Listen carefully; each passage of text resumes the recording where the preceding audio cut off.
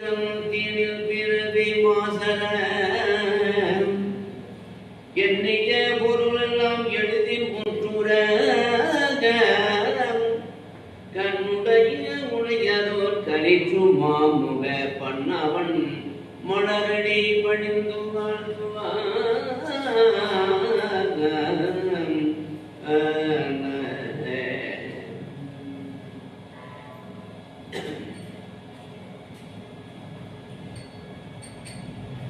விண்ணவரும் போற்றும் கணபதி நீயே, விண்ணவரும் போற்றும் கணபதி நீயே, விளையத துன்பம் காப்பவன் நீயே, விளையத துன்பம் காப்பவன் நீயே, விண்ணவரும் போற்றும் கணபதி நீயே.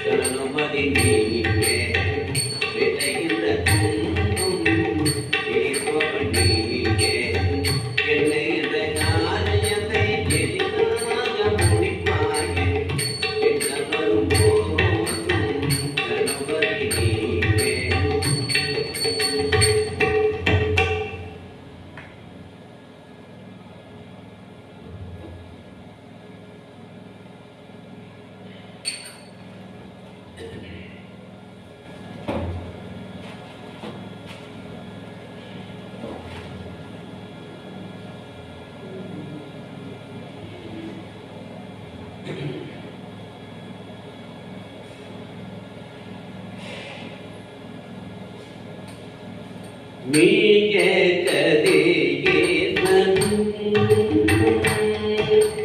நீயே கதிரேசன், சிவகாமி தயாசாரே, நீயே கதிரேசன், சிவகாமி தயாசாரே, நீயே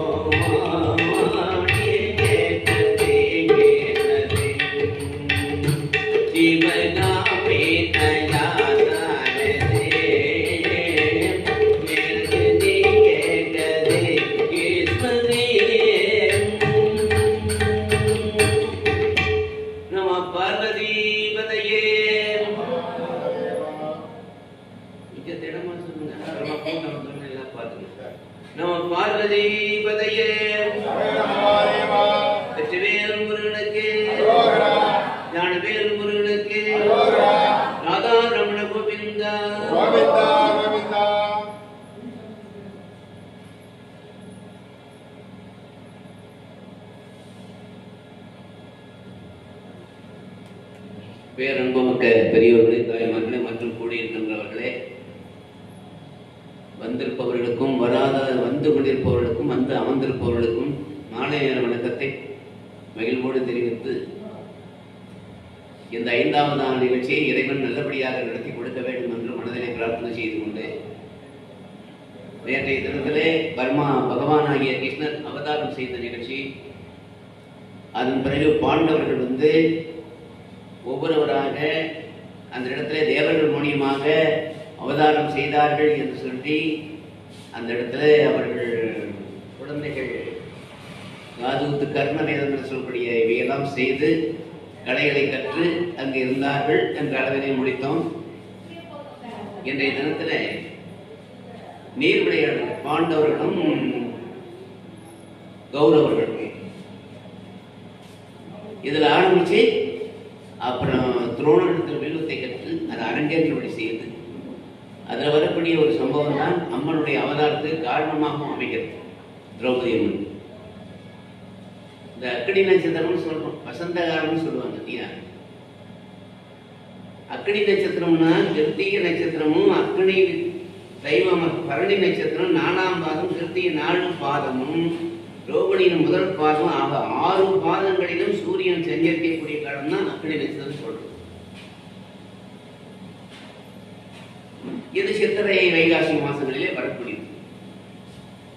இது எதுக்கு சொல்றேன்னா, இந்த வசந்த காலத்தை பத்தி சொல்ற முதல்ல விழித்திராழ்வார். ஆரவும் நாரஜேரும் அரும்பணி நீரும் ஏரவெண்மதிலாவும் இடம்பெறு தென்றல் காலோ ஓருயிர் இரண்டும் யாய் உருவார் உருவும் வண்ணோ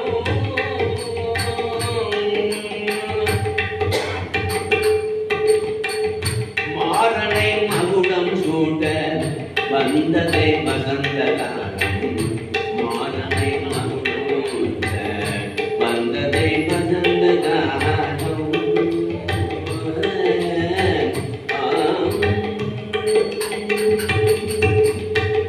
பங்குனி மாசம்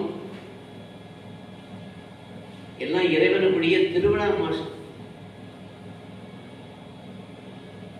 வசந்த காலம் மன்மதனுக்கு மகளும் சூட்டுவது போல வந்ததுன்னு சொல்றார் ஆழ்வார். மரங்களிலே போத்திருக்கின்ற மலர்களை வண்டுகள் சேர்ந்து தேனை பருகி கொண்டிருக்கிறது. ஒரு ஆண்புறாவும் பெண்புறாவும் ஒன்றோடு இணைந்து அதனுடைய பாசையிலே பேசிக் கொண்டிருக்கிறது மகிழ்ச்சியா. இதெல்லாம் இப்படி இருக்கக்கூடிய சமயத்தில் ஒரு நாள் அந்த ஆண்புறாவுக்கும் பெண்புறாவும் பிளவு வந்துருச்சு. கொஞ்சம் கருத்து வேறுபாடு அப்படி வச்சுங்க. இப்போ வந்து சில பேர் புருஷன் முன்னாடி சண்டை போட்டுட்டாங்கன்னா 2-3 நாளைக்கு பேச மாட்டாங்க. அது கோபம் தனியாக 2-3 நாள் ஆயிடுச்சு. அது வர்றது சகஜம் தானே. அது மாதிரி இந்த ஆண்புறா என்ன பண்ணுச்சு, பெண்புறாவுடைய அந்த கோபத்தை தணிப்பதற்காக கோவைக்கடை கொண்டு வந்து அதுக்கு கொடுத்து கோபத்தை தணிக்கிறான். எப்படி பாருங்க, புருஷன் முன்னாடி இவங்களோட சண்டை வந்தா என்ன பண்ணுது, புருஷன் என்ன பண்ணணும்னா 4 நாளைக்கு பேசாமன்னா நம்ம சாப்பாடு நம்மளுக்கு ஹோட்டலில் போய் சாப்பிட்றது. அதனால என்ன பண்ணணும்னு பார்த்தான், அழகான ஒரு பட்டுப்படவை எடுத்து கொண்டு வந்து கொடுத்து இதை கட்டிக்கோன்னா முடிஞ்சு போச்சு. எனக்கு எங்கேயோ நகையை வந்து பெண்களுக்கு நகை பூ புடவை இந்த 3 தான் இருக்கும். அந்த விளக்கம் அமைஞ்சிருக்கு. அப்படிப்பட்ட வகையில் அந்த மாதிரி இந்த வசந்த காலத்திலே நடக்கக்கூடிய ஒரு நிகழ்வு. இப்படிப்பட்ட வகையிலே பார்க்கின்ற போது அந்த இடத்துல இதையெல்லாம் பாண்டு மன்னன் தவம் செய்யக்கூடியவர் பார்க்கிறார். அந்த பறவைகளுடைய காட்சி என்னன்னா, இந்த பறவைகளோடு ஒன்றோடு ஒன்று ஒரு 5 அறிவு உள்ளது எவ்வளவு மகிழ்ச்சியாக இருக்கிறது அப்படின்னு சொல்லி மனதில் நினைச்சானா. பறவைகள் இணைவது கண்டு பாண்டோம் பாண்டான் பறிபோடு அதனை இதயம் நிர்ணயமானதே அந்த எண்ணங்கள் எழுதோடுதே. பறவைகள் இணைவது கண்டு பாண்டோம் பாண்டான் பறிபோடு அதனை இதயம் நிர்ணய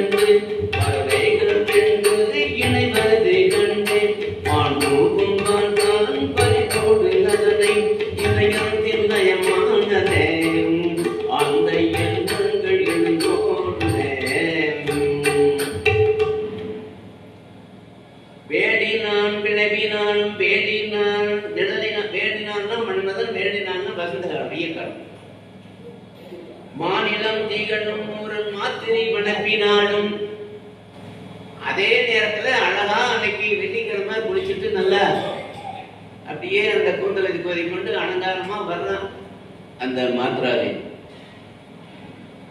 அப்படி வரக்கூடிய ஒரு சந்தர்ப்பத்துல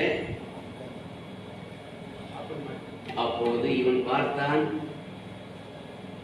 தானும் தன் மனைவியோடு சேர வேண்டும் என்ற ஒரு ஆர்வம் அப்போது ஏற்படுகிறது.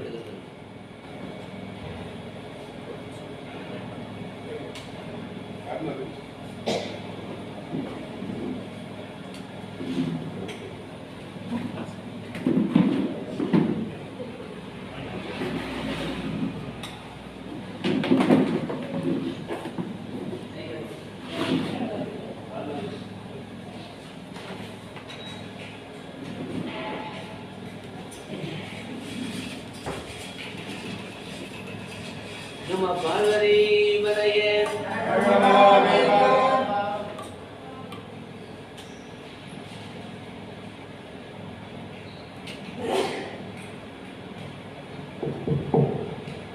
நம்ம பார்வதி வரையே வெற்றிவேல் முருகனுக்கு ஞானவேல் முருகனுக்கு ஆகாரமுடு கோவிந்தா.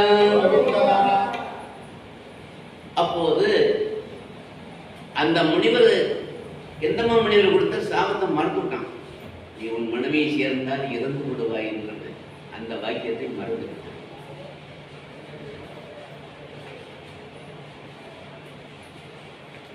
உடனே இவன் வந்து அந்த இடத்துல, பெண்ணே, ஒரு பறவைகளாம் எவ்வளவு சந்தோஷமாக மகிழ்ச்சியா இருக்கிறது, நான் உன்னை திருமணம் செய்து ஒரு நாள் கூட ஒரு மகிழ்ச்சி நான் அடையவே இல்லை என்று சொன்ன உடனே அப்புறம் ஆர்வம் பொங்கி இந்த அவளும் சாபத்தை மறந்துவிட்டான்.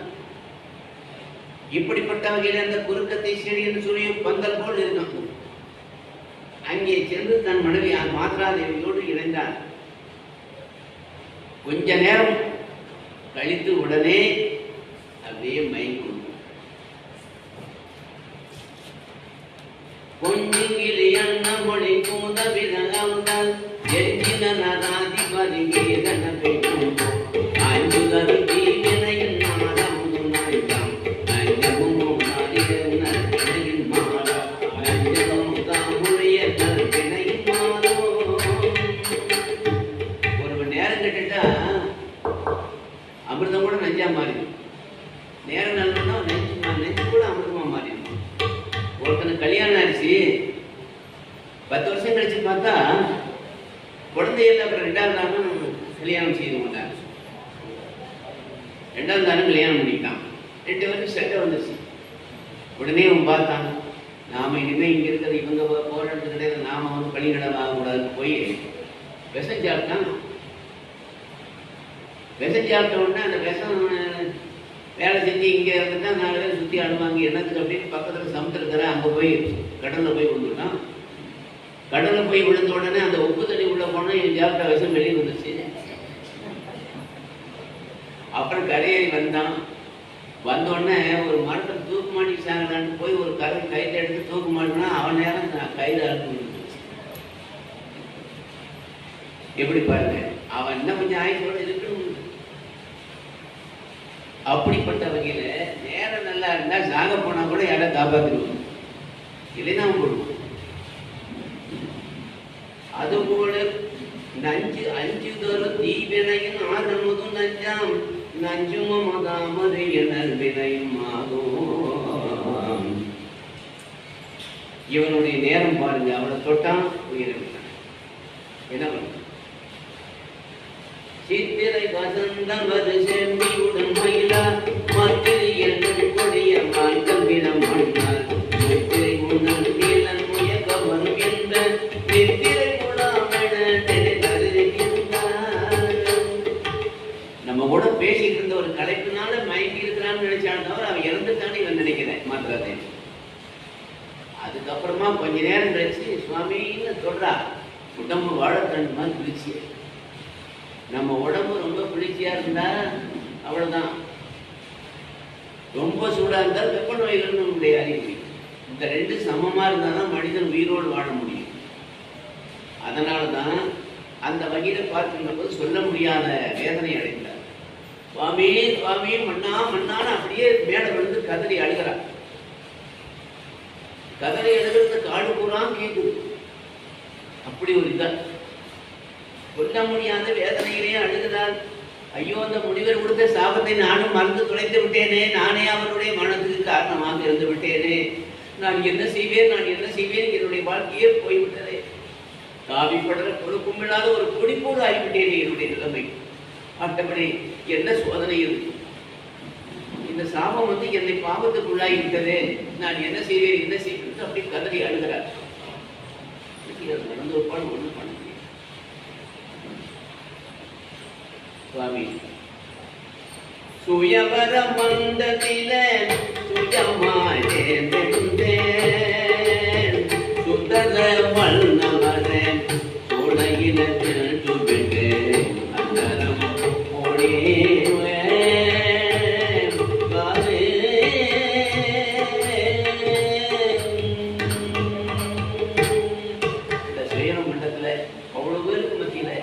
ஆனந்தமா மாலை போட்டதை கண்டு என் வாழ்க்கையை ஆரம்பமாகி விட்டது அற்புதமா நான் நினைச்சேன்.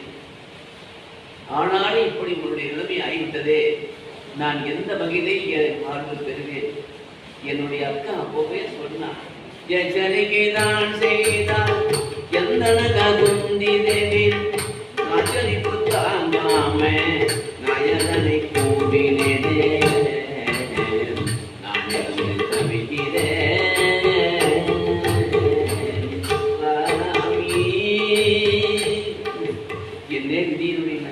கோட்டையில பிறந்தாலும் கோட்டைக்குள்ளே மாறாது என்பது எவ்வளவு உண்மையாக போய்விட்டது.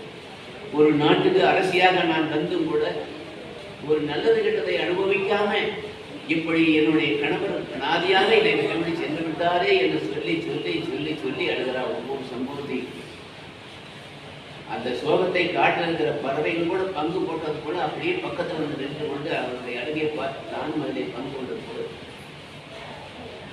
எந்த நிலையில இங்க இந்த சத்தம் கேட்டு குந்திதேவி அவன் என்ன பண்ணா, அர்ஜுனுக்கு 14வது வயசு, முனிவருடைய ஆசனம் அன்னைக்கு பங்குனி உத்திரம், முனிவருடைய ஆசனங்களை போய் குழந்தைகளுக்கு ஆசீர்வாதம் வாங்கிட்டு போனாலும் கூட்டு போயிட்டா, இல்லைன்னா இது நடந்துருக்காது. அதுக்கப்புறம் இரண்டாவது நம்ம தங்கையினுடைய குரல் கேட்குதுன்னு வேகமா தன்னுடைய பிள்ளைகளை கூட்டிட்டு வரா. வந்து பார்த்தா பாண்டு மன்னன் சாய்ந்து கிடக்கலாம் நடந்து கொடுக்குது. குந்தியளவன் மன்றவர் பூவை உறங்கேற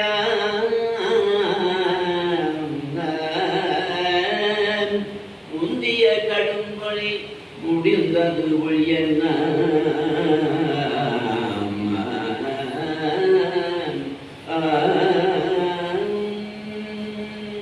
வேகமா ஓடி வந்து அவள் கணவன் மீது விழுந்தாடுகிறான். தங்கையே, அவசரப்பட்டு விட்டாயம்மா, நம்ம இருவருடைய வாழ்க்கையும் போச்சே போச்சே என்று சொல்லி அழுது கொண்டே இருக்கிறார். அவனுடைய அழுகையை யாருமே பார்க்க முடியாத அளவுக்கு இருக்கிறது. அவ்வளவு வேதனை அடைகிறது. 2 பேரும் அழுகிறாங்க, மயங்கி விடுகிறாங்க, திருப்பி எழுதுறாங்க, மறுபடியும் மயங்கி விடுகிறாங்க. அவங்களை ஆற்றுவார் என்று தேற்றுவார் என்று அழுது கொண்டிருக்கிறார். சரி அப்படின்னு சொல்லிட்டு அங்க காட்டிருக்கக்கூடிய காசிக முனிவர் உட்பட மற்ற முனிவர்கள் மனைவிகள்லாம் வந்து அவங்களுக்கு ஆறுதல் சொல்லி நடந்தது நடந்து விட்டது, இனிமே ஆண்டாண்டு தோறும் அழுதாண்டும் ஆண்டாண்டு வருவதோ, அதனால நீங்க கவலைப்படாதீங்க நான் ஆறுதல் சொல்லி அதுக்கப்புறம் வந்து ஒரு சந்தன கட்டைகளை நிறைய அடுக்கி வச்சிருக்கிறாங்க. என்ன அதுல தகனம் பண்றது ஏன்னு கேட்டா, இந்த சந்தன கட்டைகளை வந்து அடுக்கி அந்த பிரேதத்தை வைத்து அதில் எரித்தால் அவங்க அகாலத்துல மரணம் அடைஞ்சா கூட பைசாசமாக தயாக மாற மாட்டாங்கிறது நம்ம இந்து மற்ற ஒரு சம்பிரதாயம்.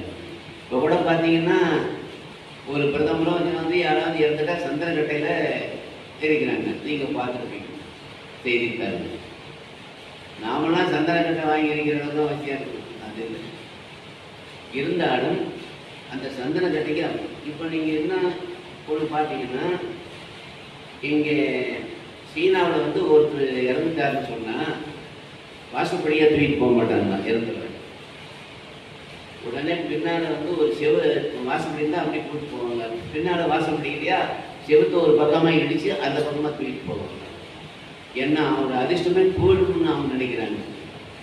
அப்படி ஒரு நம்பிக்கை சைனாவில். எந்த வகையிலே பார்க்கின்ற போது இந்த மாதிரி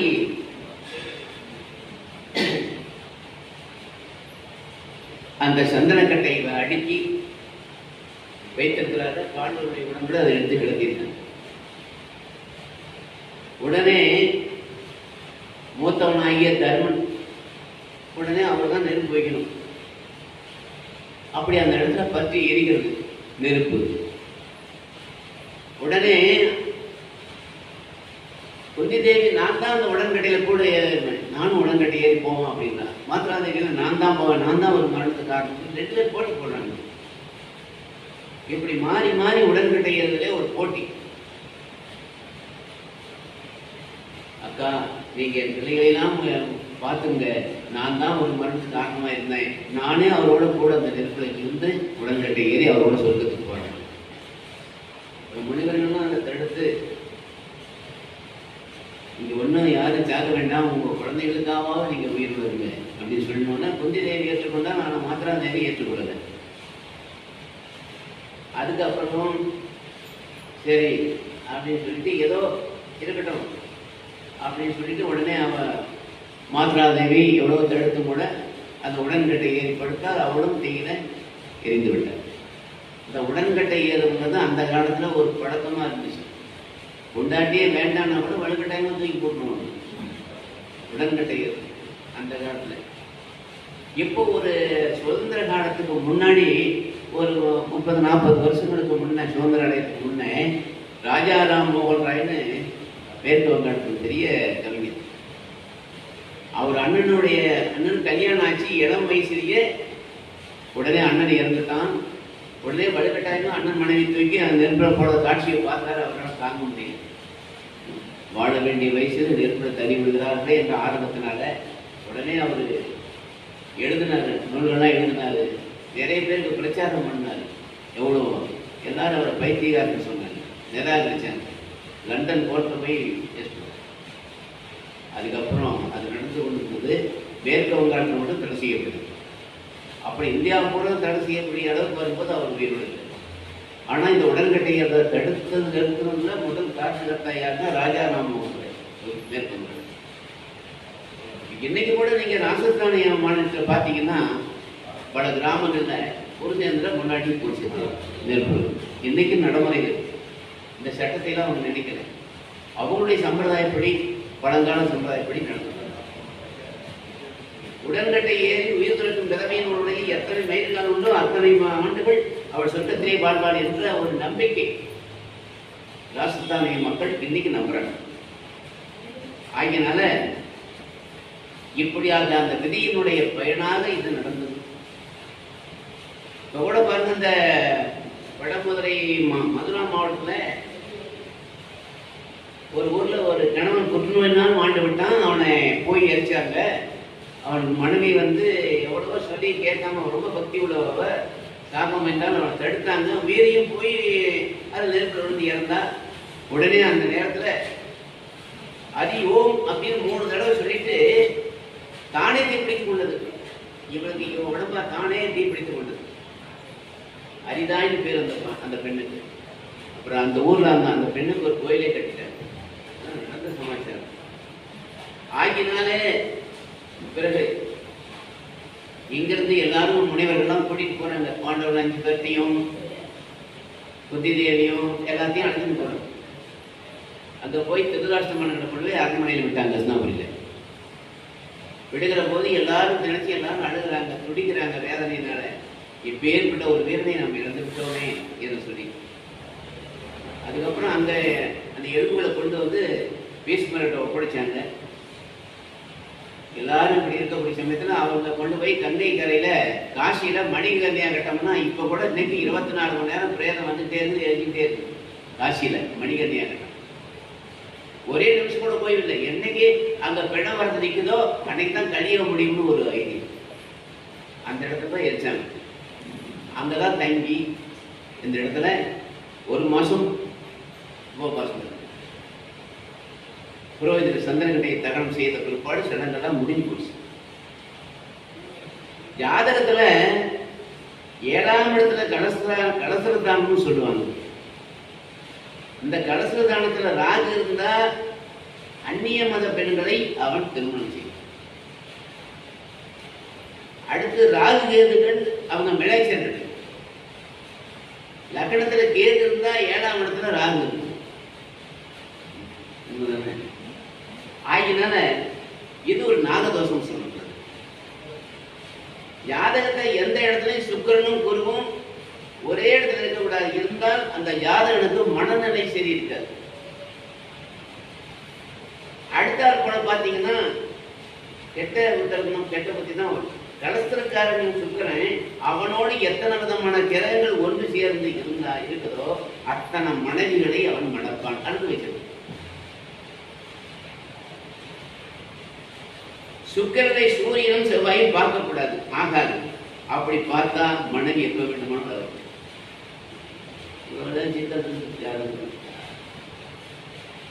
இப்படிப்பட்ட வகையிலே பார்க்கின்ற போது அங்கே என்னும் வளரும் காலை எரிகடல் உடுத்தாள் மென்கனும் மறைகள் கொங்கை வெம்புடைவேன் தோல் பொன்னெனும் நிறத்தினோடும் பொன்படியா குணத்தான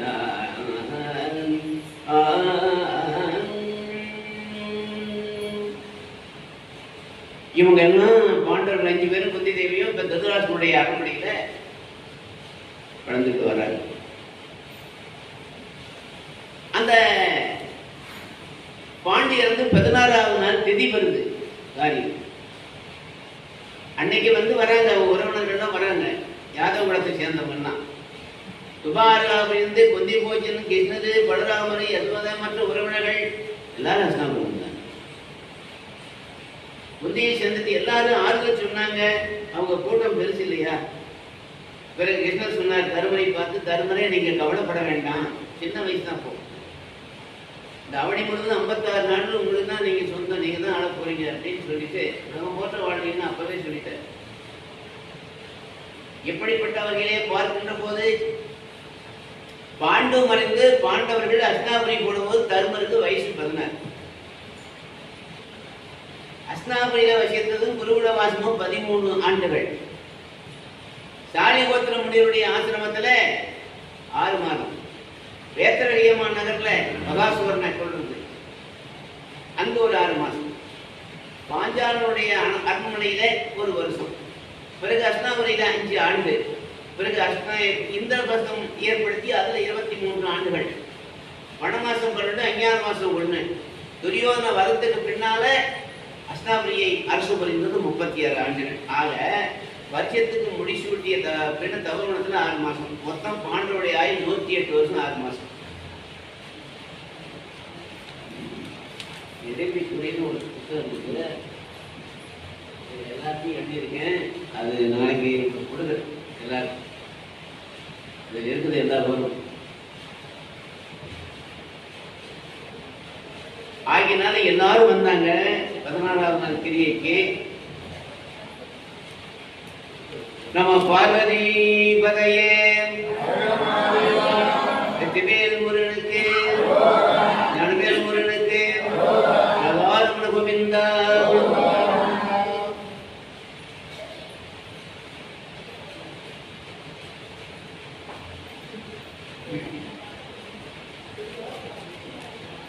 பலாப்பழம் இருக்குங்க, எல்லாருக்கும் உங்களுக்கு தெரியும். பங்குனி சத்திர வைகாசி மாதம் காரணமா எல்லா இடத்துலையும் கிடைக்கும். இது 3 கடையிலே உண்டு. இனிப்பு நிறைய இருக்கிறவங்க சாப்பிடக்கூடாது. 3 அல்லது 5 சுளைகள் சாப்பிடலாம். இதுதான் அளவு. பலாச்சுளைய நெய் அளவு தேவை கூட துண்டு சாப்பிடணும். நல்லா மென்று சாப்பிடணும். அல்லது காய்ச்சியாக சாப்பிட்டோம்னா பாச்சியை ஒரு மாட்டுப்பால் ஒரு டம்ளர் சாப்பிடணும். நாட்டு சக்கரை கலந்து சாப்பிடணும். ரொம்ப எளிதாக சேர்க்கணும். பலாச்சுளையை துண்டா நறுக்கி பாலில் போட்டு எல்லாம் நல்லா வேக வச்சு கொஞ்சம் தேர்தலை கலந்து ஏலக்காய் சேர்த்து சாப்பிட்டா உடம்பு நல்லது. 7ஆவது நாட்டில் ஆண் பெண்ணு நோய் நொடி இல்லாமல் நல்ல வழிமுறைகளாக திகழ்வதற்கு காரணமே மனிதனுடைய இயற்கையான உணவு தான். அங்கே இருக்கக்கூடிய பழங்கள், மற்ற தேன், தேங்காய் இதெல்லாம் அவங்களுக்கு பார்த்தீங்கன்னா எல்லாமே கிணறா இருப்பாங்க. குளிர் பிரதேசம் தான், இதான் சொல்றேன், இயற்கை உணவுகளே அவங்க அதிகமாக. அப்படிப்பட்ட வகையிலே பார்க்கின்ற போது இந்த மாதிரி இது பலாப்பழத்தை ஏன் சொல்றேன்னா காரணம் இது. இந்த பலாப்பழத்துல எத்தனை சொலை இருக்குதுன்னு அறுத்து பார்க்காம சொல்ல முடியுமா? பலாப்பழத்துக்குள்ள சின்ன பழமும் பெரிய பழமும் எத்தனை சொலை இருக்குன்னு அறுத்து பார்க்காம தெரிஞ்சுக்க முடியுமா அப்படின்னு கேட்டா முடியும்னு ஒரு சோழ காலத்து புலவர் சொல்ற. சங்க காலத்து பலாப்பழத்தை சுத்தி இருக்கிற காம்பின் பக்கம் சிறிய காம்புகளை எண்ணி 5 6 பெருக்குனா என்ன தொகுதுமோ அந்த கணக்குள்ள சொல்லி அது இருக்குமா? ஒரு ஆராய்ச்சி அதுக்காக அப்படிப்பட்டவர். அதைத்தான் சோழ காலத்தம் சங்கனோடு என்ன சொன்னா, பலாவில் சுளையறைய வேண்டுதீரே ஆங்கு சிறுமுள்ளு காம்பருதி எண்ணி வருவதை 6 பெருக்கி 5 கீழ் கிழவேறையார் என்ன வேண்டாம் சுளை அப்படின்னு சொல்லுது அந்த சோழர் காலத்து நூல். சரி, இப்ப நான் சொல்ல வந்த காரணம், வாழ்ந்து இருந்து 14வது நாள் திரும்பி கண்ணபிரான் வர்றாரு. முதல்ல கர்மாதிக்கு வந்ததுனால கடைசியில துரியோதன கர்மாதி வரைக்கும் வந்துட்டே போயிட்டு இருக்காரு. ஆரம்பமே அப்படி.